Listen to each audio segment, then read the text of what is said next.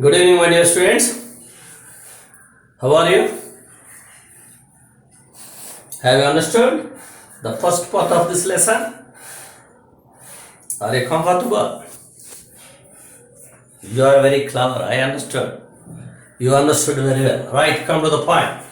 So now we are going to deal with second part of the lesson, last spring. Already I told you, last means missing something in their childhood. The children missed something, that is happiness. The happiness they can get by playing, by entertaining, by playing with musical instruments, by singing song, by running this side and that side, by moving all their friends and family members. What the happiness they missed, that is called here last spring. Stories of the stolen childhood. The children who lost their childhood. In their childhood, instead of enjoying, they started doing work. One is a rag picking. First part of the lesson deals with the rag picking. The main character is Sahibi Alam in the first part of the lesson, rag picking. Rag pickers, the children who are picking the rag, waste material rag. Picking means taking something on the ground. Rag pickers, the children who are taking up from the ground the waste material are called rag pickers. Profession, work doing is rag picking. The children involved in rag picking are called rag pickers. The main character is Sahib-e-Alam. Sahib-e-Alam means Lord of the Universe. Are you able to understand? But what the work he is doing? His name, the meaning of his name is Lord, but what the work he is doing is rag picking like a servant. So there is an irony. The work he is doing opposite of the meaning of his name. Now second part deals with the bangle makers. Bangle making profession. The children who involved in bangle making are called bangle makers. The important character there, Mukesh. Actually, Mukesh belonged to the family where their duty is making bangles. But he did not want to continue in that profession. He wanted to become motor mechanic. The reason is he is not satisfied with the work. Why was he not satisfied with the work? Are you able to follow? Throughout their life, even one part of the day also, they did not eat food. They did not eat full meal. Even one part of the day also. That's why he wanted to change the profession. Now, we are going to know very clearly the first part of the lesson, rag picking, rag pickers. The important character is Sahib E Alam. What is the meaning of Sahib E Alam? Lord of the universe. Lord of the universe.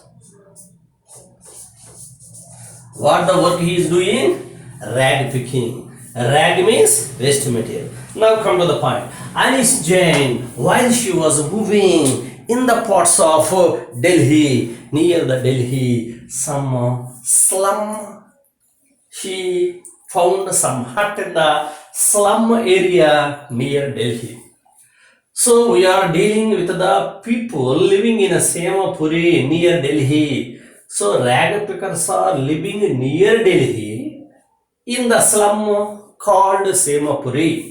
Seemapuri is the name of the slum. In that slum area, 10,000 huts are there. 10,000 huts. All the people living in the 10,000 huts in Seemapuri are living depending upon the profession rag picking. Sahibi Alam is one of the family members living in Seemapuri depending upon the profession rag picking. So here Aneesh Jung, she is very much interested to know the lifestyles of the people.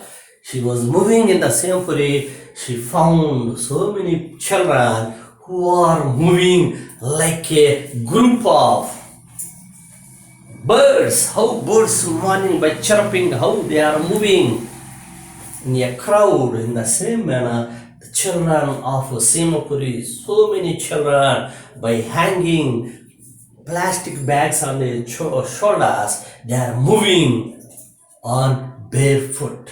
Barefoot means without wearing footwears. Barefoot means without wearing chappals, shoes. They are moving on the roads and all the places in the process of picking up the waste materials. So Adar felt very unhappy by seeing the ragpickers. One of the children is Sahib Alam. So Aneesh Jain questioned Sahib Alam, why are you moving without chappals? So Sahib Alam said that it is my tradition. It is my tradition. Moving without chappals is our tradition, they are saying. But actually, what the sad thing behind the answer is, they are too poor to buy the chappals. Whatever the money they earned and their family members, means their parents earned, is not sufficient to feed their bellies. The money the parents and the children together earned is not sufficient to buy the food to fill their bellies. That's why they are moving barefooted. So they felt very shy to say that they don't have chappals. So here, when other asked remaining children, some children said that the boy is not interested to wear chappals. He wanted to wear only shoes. And one child said that his mother kept the shoes on the shelf. He is too young, too short. He is very short. He can't reach the shelf to bring down the shoes. To bring down the shoes. In that manner, they are giving different answers. But the actual reason is they are too poor to buy the chappals. So Adar felt very unhappy. So Adar Aneesh Jain here observed very carefully what the attitude of Sahib Alam. Once Adar asked Sahib Alam, why are you moving? By doing this professional rag picking instead of joining in the school. Adar, here, the answer from Sahib Alam is, the school is too far. I can't go to that place. If surroundings, any school is there, I am ready to join. Then Adar said that, Aneesh Jain, are you ready to enroll your name in our school, which I am going to start within a few days. After 1 week, when Sahib Alam saw Adar, he came running to her and asked her whether she started a school. Adar felt very unhappy. That means what the promise given by Adar is not a proper promise. She failed. That means what here? Unnecessary promises. Such type of promises which were not fulfilled by the people. He got so many, so he felt very unhappy. He was bored. He felt very unhappy by such type of false promises. All people made so many false promises to him. So whenever Adar heard the words from Sahib Alam, whether she opened school, she felt very unhappy because she gave false promise to Adar. In that manner, Sahib Alam, she observed very clearly. After some time, she found Sahib Alam near the fenced gate of a place. That means there is a fencing around the court where people are playing tennis. So whenever Sahib Alam saw Adar, he said that here, after completion of the game, the gatekeeper would allow him to go inside of the tennis court and to move this side and that side. In the process of playing, 10 years. So he felt very happy. And another day, other saw him. At that time, he was wearing tennis shoes. By seeing the tennis shoes, other asked him how he got. So the boy said that one of his friends or somebody gave the shoes to him. But the actual thing is, the boy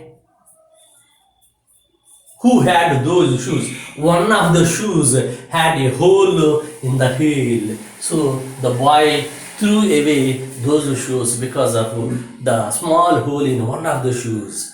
For that person, it is not a matter, but other this Sahib Alam got the shoes and wore it. He felt very happy. So he felt very shy to say that he got shoes which were thrown away by a well-to-do boy, rich boy.